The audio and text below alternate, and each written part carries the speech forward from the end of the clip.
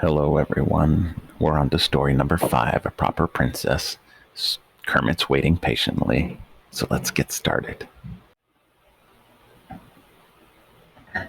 That's how I wave my eye. You guys should try that sometime.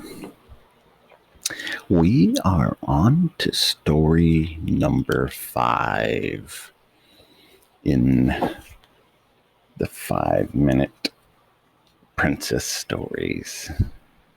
I'm glad to see everyone here tonight. Kermit's with us, if you can see him. Oh, don't say anything. He's skittish. A proper princess.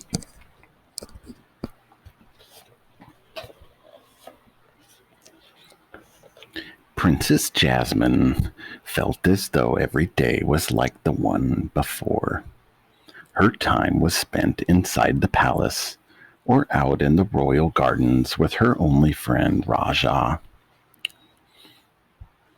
Jasmine often wondered what life was like beyond the palace walls.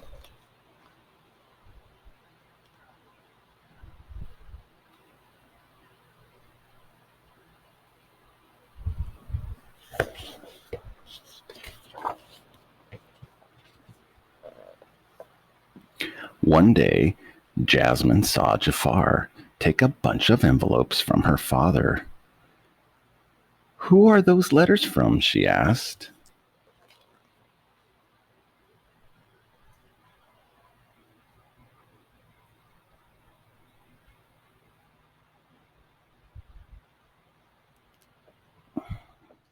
Jafar stepped forward. "Silly complaints from the people," he said. "Pure nonsense." "Nonsense," squawked Yago. Jasmine asked to read the letters, but the Sultan refused to let her. This was nothing for a princess to worry about. "But, father, I want to help," said Jasmine. "I want to do something."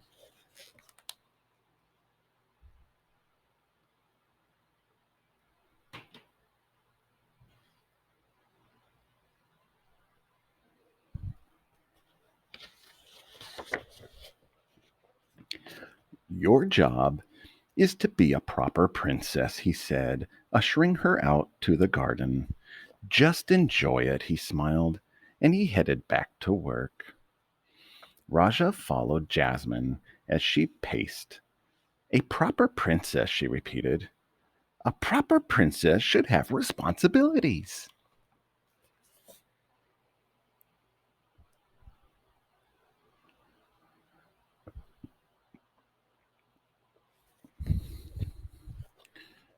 Raja tried to comfort her.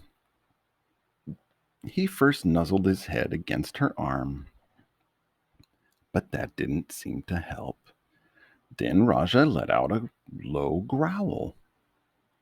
But Jasmine still didn't notice him. Finally, Raja planted himself right in front of her. That's when Jasmine noticed something in his mouth. It was one of the letters.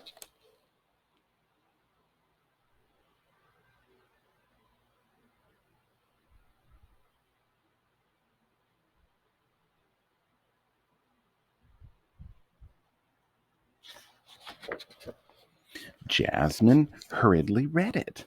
The letter was from a merchant who was upset about the old town square. He said it was falling apart. She had to find out more. But how?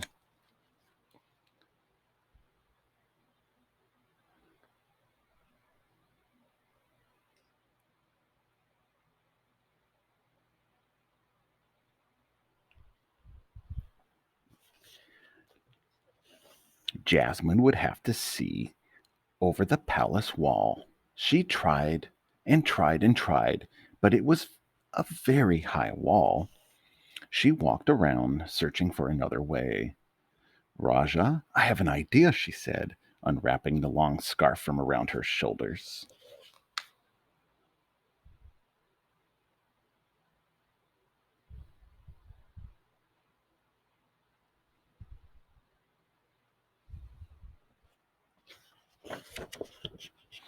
Jasmine tossed the scarf over a tree branch. Then Raja held one end in his mouth while she held the other.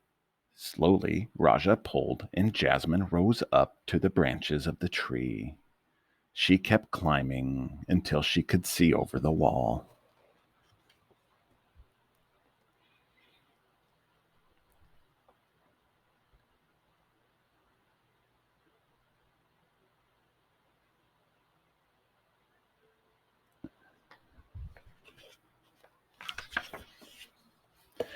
And there was the old town square. Jasmine saw that it was in need of repair, so she quickly thought of a plan.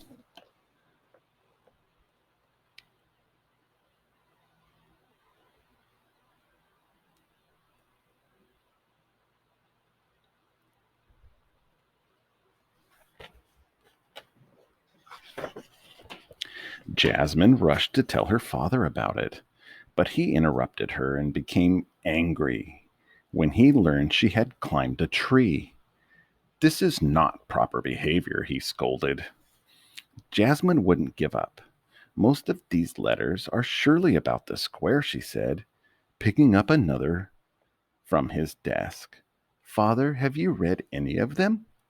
The Sultan shook his head.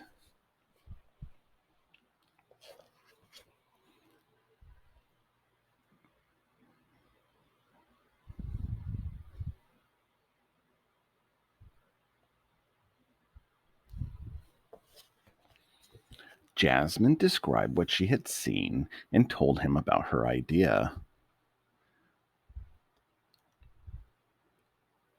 What Agrabah really needs is a new marketplace. With what funds? Jafar hissed as he slithered through the doorway. Jasmine knew in her heart that Jafar did not care about the people. I will fund it, she said boldly. I will happily offer my jewels for such an important project. Jafar chuckled. Proper princesses do not give up their jewels.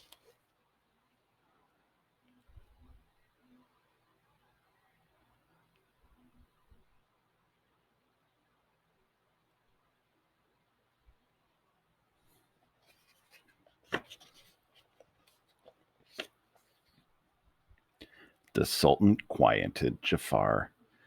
A central marketplace in Agrabah? He said, looking at his daughter with pride. Yes.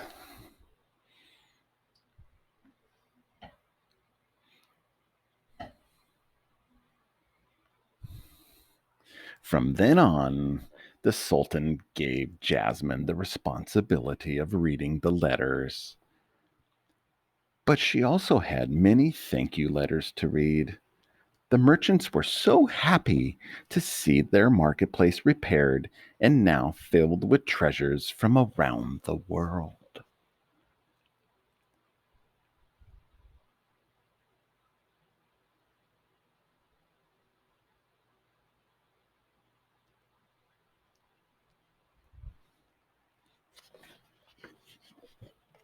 Jasmine was happy to see it too.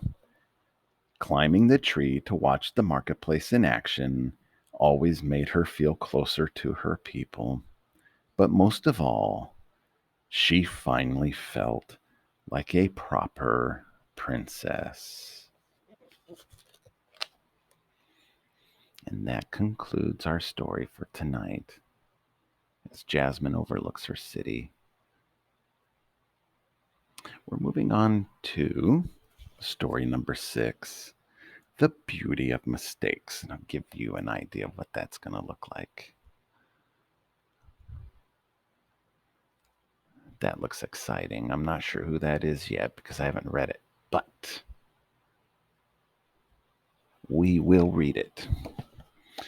Thank you, you wonderful people, for watching. Special thank you to Tatum and Lily. Without them, I wouldn't do this. And all you wonderful people made out of Stardust listening tonight, I hope you have the most wonderful, peaceful dreams that you've ever had. See you on the next one. Good night.